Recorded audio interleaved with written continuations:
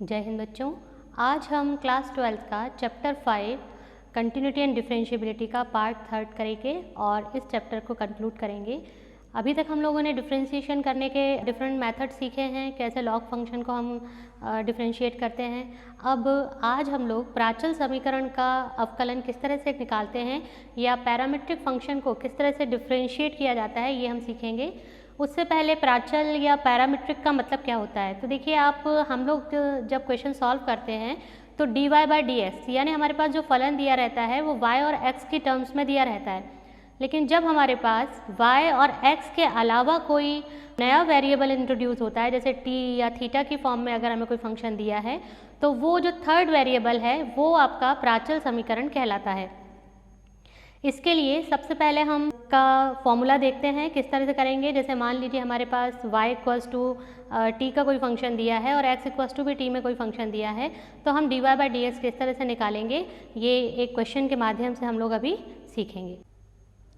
तो देखिए बच्चों, ये हमारे पास क्वेश्चन दिया है, dy बाई डी एक्स का मान ज्ञात कीजिए यदि x equals to a theta plus sine theta and y equals to a 1 minus cos theta है। अब देखिए अभी तक हम जो क्वेश्चन करते थे वो y इक्वल्स टू x की टर्म्स में दिए रहते थे और हम direct dy by d x निकाल लेते थे, मतलब x और y के अलावा और कोई वेरिएबल हमारे पास नहीं होता था। बट अब आप देखिए यहाँ पे एक थर्ड वेरिएबल थीटा जो है वो इंट्रोड्यूस हो गया है, तो ये जो थीटा है इसकी वजह से ये आपका जो समीकरण है ये प्राचल समीकरण या पैरामीट्रिक इक्वेशन कहलाता है। अब ये थीटा है, ऐसा t भी दिया रह सकता है, s भी दिया रह सकता है, मतलब x और y के अलावा कोई थर्ड वेरिएबल।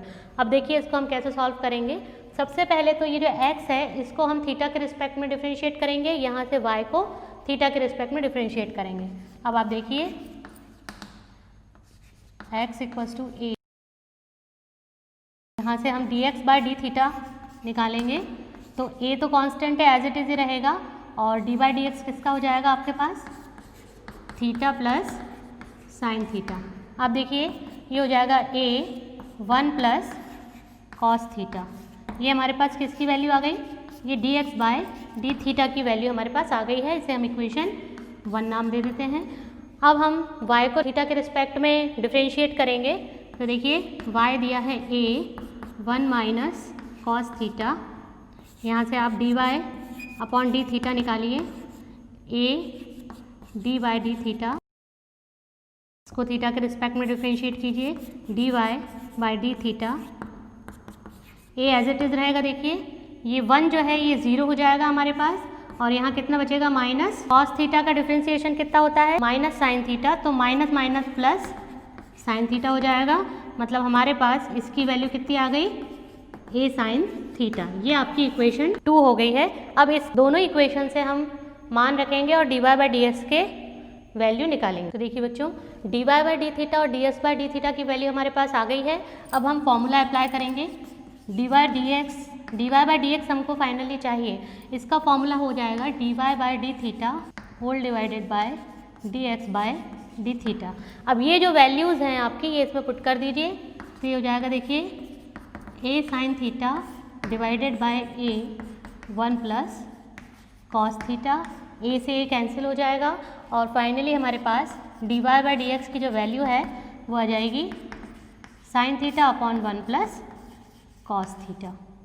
ये आपका आंसर आ गया।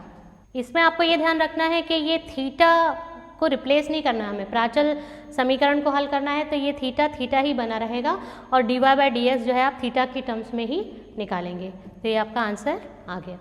अब हम लोग रोलेज थ्योरम और लेग्रांजेज मीन वैल्यू थ्योरम, जिन्हें कि हम मध्यमान प्रमेय कहते हैं, इनके बारे में सीखेंगे।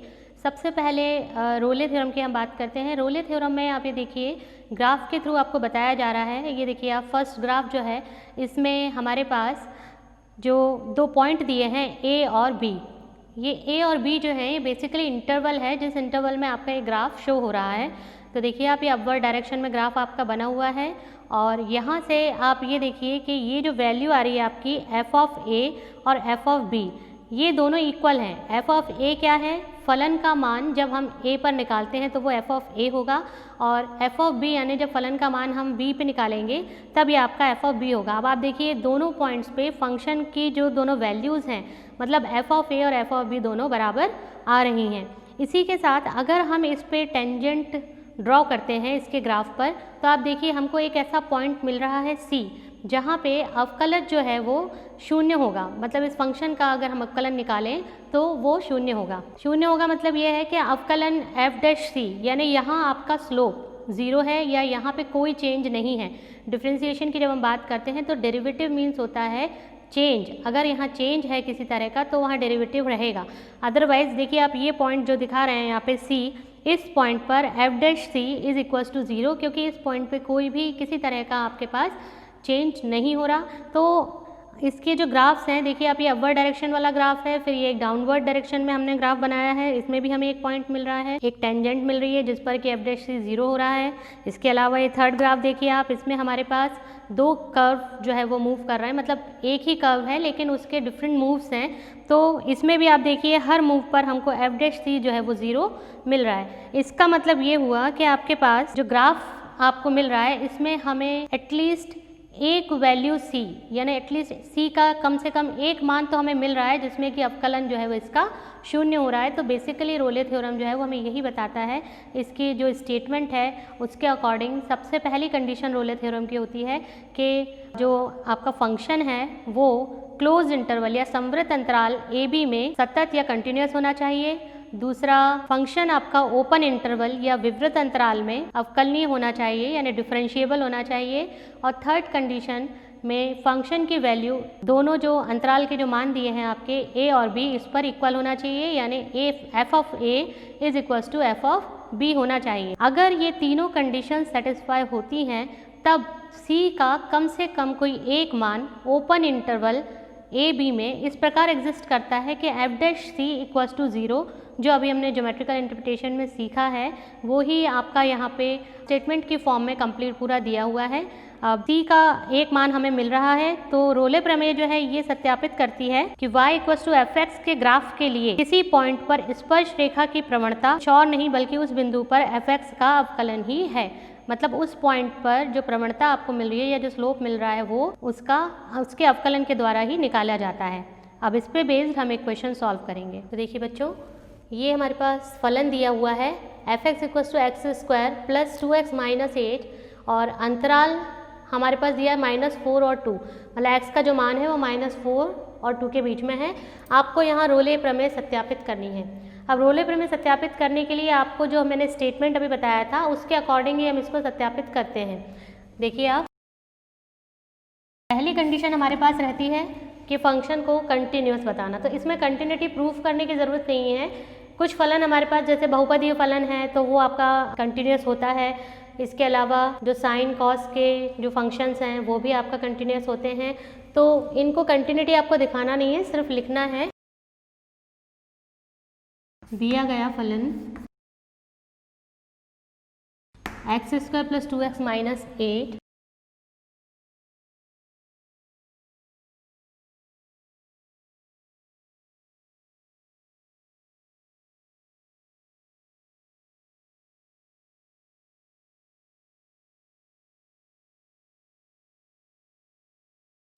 सबसे पहला, क्योंकि ये एक बहुपदीय फलन है और बहुपदीय फलन कंटिन्यूस होता है, ये हम लोग पहले भी देख चुके हैं ग्राफ के थ्रू भी। तो दिया गया फलन एक बहुपदीय फलन है, अतः ये अंतराल क्लोज इंटरवल, देखिए आप, ये क्लोज इंटरवल में -4 2 में सतत होगा। अर्थात जब भी हम क्लोज इंटरवल की बात करते हैं तो इनइक्वलिटी हम लेस देन इक्वल टू दोनों ही यूज़ करते हैं। तो आप इसको इस तरह से आपका स्टेटमेंट आपको लिखना पड़ेगा। इंटरवल का ध्यान देने की ज़रूरत है कि एक सतत हमेशा क्लोज इंटरवल में ही होगा। इसके बाद हम सेकंड कंडीशन देखेंगे इसकी।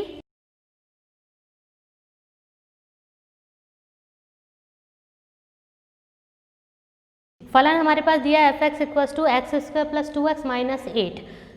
अब इसको अवकलनीय बताना है, इसका मतलब इसका अवकलन एग्जिस्ट करेगा, तो हम इसका अवकलन पहले निकालेंगे। ये हो जाएगा f' is equals to 2x plus 2। इसका हमारे पास अवकलन आ गया है। इसका मतलब कि ये फलन अंतराल ओपन इंटरवल लेना पड़ेगा यहाँ पे -4 2 में अवकलनीय होगा। देखिए क्योंकि ये डिफरेंशिएट कर दिया है मैंने और ये डिफरेंशिएट हो रहा है, तो ये ओपन इंटरवल -4 2 में अवकलनीय होगा, अर्थात -4 x <2। जब हम ओपन इंटरवल की बात कर रहे हैं तो इक्वल टू का जो साइन है वो यहाँ पे नहीं आएगा। अब देखिए थर्ड कंडीशन में हमें f ऑफ a और f of b equal to लाना है। a हमारे पास f ऑफ -4 है, तो देखिए आप ये जो f ऑफ -4 है ये किससे निकलेगा, ये फंक्शन से निकलेगा, जो फंक्शन आपको दिया है उससे। तो ये आ जाएगा -4² प्लस 2 इंटू -4 -8। इसी के साथ ही यहाँ पे f ऑफ 2 हम निकालेंगे, वो आ जाएगा 2² प्लस 2 इंटू 2 -8। तो देखिए इनको दोनों को जब हम सॉल्व करेंगे तो इन दोनों की वैल्यू आएंगी 0। इसका मतलब f ऑफ -4 जो है वो f ऑफ 2 के इक्वल आ गया है। तो हमारी थर्ड कंडीशन भी सेटिस्फाई हो गई है। तो रोले प्रमेय में हमने 3 कंडीशन को अगर सेटिस्फाई करा दिया है तब एक मान कम से कम c का अस्तित्व इस प्रकार होगा कि f' c = 0। तो इसके आगे हम देखते हैं अब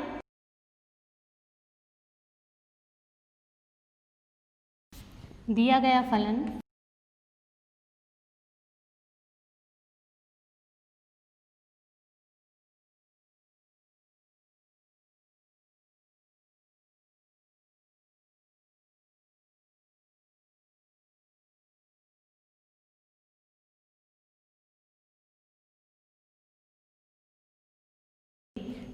फलन रोले प्रमेय की सभी शर्तों को संतुष्ट करता है, तीनों कंडीशंस को, तब c का कम से कम एक मान ओपन इंटरवल -4 2 में इस प्रकार होगा कि इसके लिए हमारे पास f' का मान 0 होगा।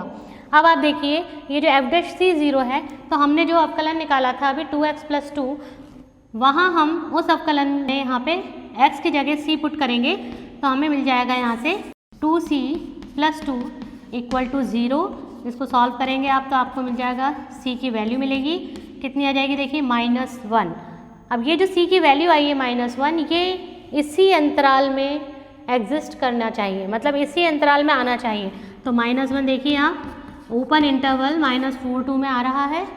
तो इस तरह से हमको रोले थ्योरम जो है वो एक पॉइंट देता है जिस पॉइंट पर अवकलन जो है वो 0 है, और वो जो पॉइंट है वो उसी अंतराल में आना चाहिए। तो ये देखिए आप c की वैल्यू हमारे पास यहाँ पे आ गई है। तो अतः रोले प्रमेय सत्यापित हो गई। ये देखिए अब इसी के साथ हम मध्यमान प्रमेय, लैग्रांजेस मीन वैल्यू थ्योरम, ये लैग्रांजेस और रोले ये जो नाम हम ले रहे हैं ये बेसिकली आपके मैथमेटिशियंस के नाम हैं और इनके नाम पर ही ये थ्योरम्स जो हैं इनका नाम रखा गया है। तो लैग्रांजेस मीन वैल्यू थ्योरम रोले थ्योरम का ही एक्सटेंशन है। तो इसमें भी आप देखिए ग्राफ के थ्रू आपको ये बताया जा रहा है कि 2 पॉइंट्स हमारे पास ए बी हैं और इन दोनों पॉइंट्स पे हमारे पास सपोज़ ये देखिए आप ए और बी, ये हमने एक कर्व लिया है, कर्व पे एक टेंजेंट ड्रॉ करी है। इसके अलावा ए और बी के अगर हम कोऑर्डिनेट्स लें तो ए पर हमें फंक्शन की वैल्यू f ऑफ a मिल रही है और b पर फंक्शन की वैल्यू f ऑफ b मिल रही है। तो यहाँ पे बेसिकली हमारे पास 2 पॉइंट्स हैं a और b। ये दोनों पॉइंट्स को अगर हम ज्वाइन करते हैं तब हम स्लोप किस तरह से निकालते हैं, तो स्लोप निकालने का फॉर्मूला हमारा क्या होता है, y2 - y1 / x2 - x1। अब आप देखिए कि इसमें y2 और y1 क्या दिया है आपके पास, f ऑफ b इज जो y2 और y1 जो है वो f ऑफ a है, और a और b हमारे पास जो है इनकी वैल्यूज़ हैं। तो आप देखिए इसका जो फॉर्मूला बनता है वो हमारा स्लोप निकालने का फॉर्मूला बनेगा f of b - f of a divided by b - a। तो यहाँ पे जो f ऑफ b और f ऑफ a हैं ये 2 डिफरेंट वैल्यू हैं। जैसे रोले थ्योरम में ये सेम हो रही थी दोनों वैल्यूज़, पर यहाँ पे हमारे पास ये डिफरेंट हैं। तो हमारे पास एक पॉइंट c, इसका स्लोप जो हमें मिल रहा है, इसका मान या इसका स्लोप का मान हम इस फॉर्मूले से निकालते हैं। तो अब हम इसका ज्योमेट्रिकल इंटरप्रिटेशन भी देख लेते हैं। आप देखिए इसमें एक ए बी जो है ये एक छेदक रेखा है जिसको हम सिकेंट बोलते हैं, ये है, और इसकी जो प्रवणता है या इसका स्लोप जो है जैसे अभी मैंने बताया कि ये दोनों पॉइंट्स को आप ज्वाइन करेंगे तो हमारे पास स्लोप का फॉर्मूला जो y2 - y1 / x2 - x1 है उसके थ्रू निकल आएगा। अब जो ये सीकेंट या जो छेदक रेखा है ये आपके टेंजेंट के पैरेलल है। तो अगर टेंजेंट के पैरेलल है तो इसका मतलब अगर दो लाइंस हमारे पास पैरेलल होती हैं तो उनके स्लोप जो हैं या उनकी प्रवणता जो है वो इक्वल होता है। अब अगर इनकी प्रवणता इक्वल है इसका मतलब हमारे पास दोनों समांतर रेखाओं की प्रवणता के इस प्रॉपर्टी से जो फॉर्मूला बनेगा वो बनेगा F dash C equals to F of B minus F of A divided by B minus A. तो इसमें जो आपका स्टेटमेंट है इसके दो स्टेटमेंट तो बिल्कुल एज इट इज़ जो रोलेस थ्योरम के स्टेटमेंट हैं वो ही हैं। जैसे जो एफ एक्स है वो क्लोज इंटरवल ए बी में कंटिन्यूस होगा, दूसरा F X open interval A B में आपका डिफरेंशिएबल या अवकलनीय होगा, और तीसरी कंडीशन में एफ ऑफ ए अगर एफ ऑफ बी के इक्वल नहीं है तो फिर हमारे पास एक पॉइंट सी इस प्रकार एग्जिस्ट करता है कि उसके लिए हमारे पास फॉर्मूला हो जाता है F dash C is equals to F of B minus F of A divided by B minus ए।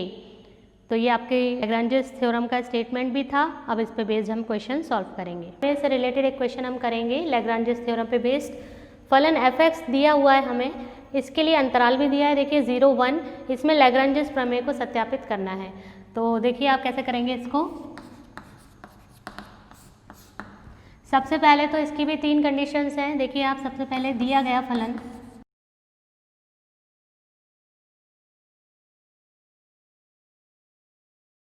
ये जो फलन है देखिए ये भी एक बहुपदीय फलन है, और जब ये बहुपदीय फलन है तो ये सतत होगा। ठीक है, तो दिया गया फलन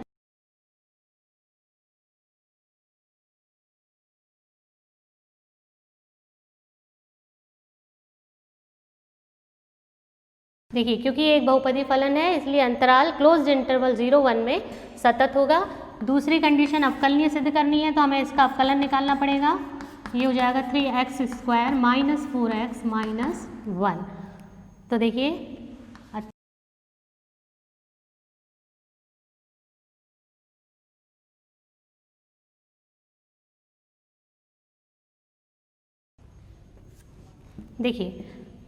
इसका अवकल हमने निकाल लिया है, और ये फलन जो है ओपन इंटरवल के लिए अवकलनीय होगा।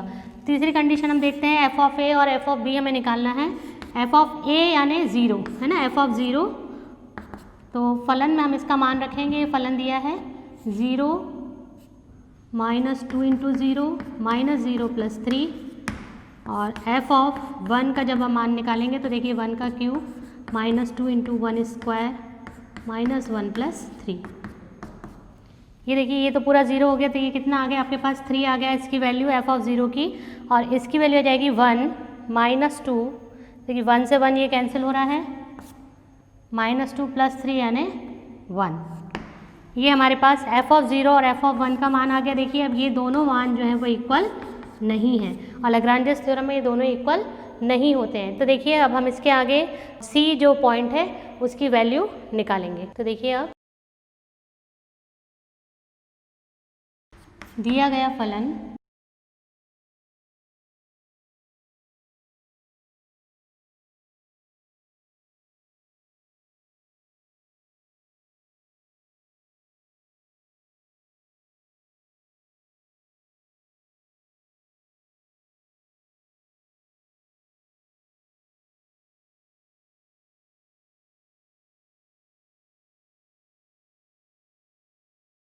देखिए दिया गया फलन लैग्रांज प्रमेय की सभी शर्तों को संतुष्ट करता है, तब c का कम से कम एक मान ओपन इंटरवल 0 1 में इस प्रकार होगा कि एफ डैश सी जो है उसका मान F of B minus F of A divided by B minus A के इक्वल होता है। अब हमने जितनी भी वैल्यूज़ निकाली F of B F of A ये हम इसमें रख देंगे।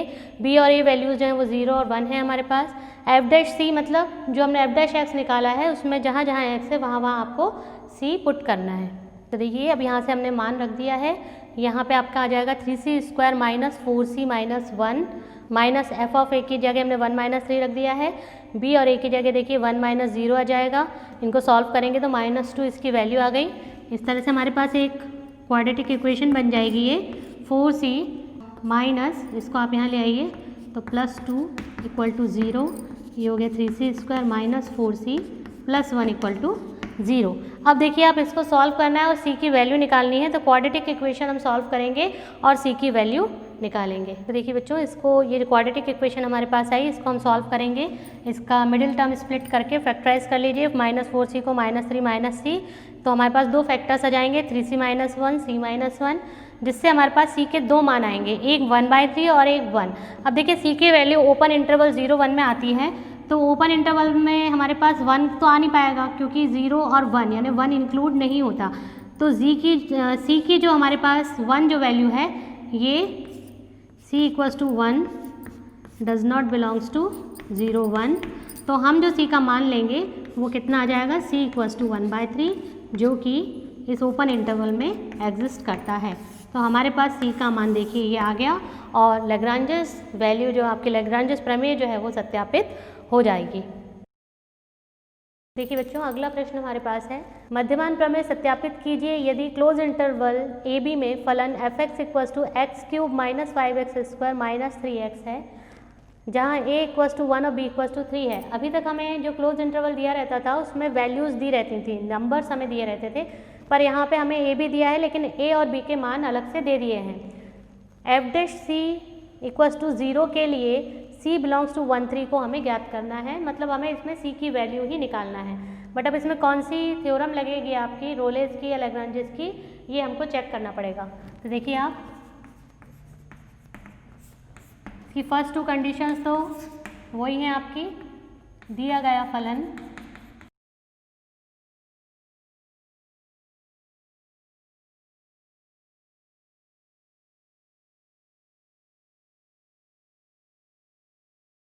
देखिए दिया गया फलन हमारे पास एक बहुपदीय फलन है, अतः ये क्लोज इंटरवल 1 3, ए और बी की जगह हमने दोनों वैल्यू 1 और 3 रख दी हैं, एक 1 3 में सतत होगा। अब हम सेकंड कंडीशन देखेंगे इसकी, उसके लिए पहले हमें इसका डिफरेंशिएशन निकालना पड़ेगा। तो f' हो जाएगा 3x² - 10x - 3। तो देखिए डिफरेंशिएबल है, तो हम इसको लिख देंगे, दिया गया फलन ओपन इंटरवल 1 3 में अवकलनीय होगा। थर्ड कंडीशन देखिए, हम f(1) और f(3) का मान निकालेंगे, फंक्शन में वैल्यू रखेंगे। तो देखिए आप 1³ - 5 × 1² - 3 × 1, इसी तरह से 3 रखेंगे x की जगह, तो 3³ - 5 3² - 3 × 3, इन दोनों के मान निकालेंगे हम। तो देखिए f(1) का मान -7 और f(3) का मान -27 आया है। इसका मतलब कि f(1) जो है वो f(3) के इक्वल नहीं है, और जब भी ये दोनों वैल्यूज़ इक्वल नहीं आएंगी, इसका मतलब हम कौन सी थ्योरम यहाँ पे अप्लाई करेंगे, लैग्रांजेस मीन वैल्यू थ्योरम। तो देखते हैं अब हम इसके बाद थ्योरम अप्लाई इस पर कर देंगे हम।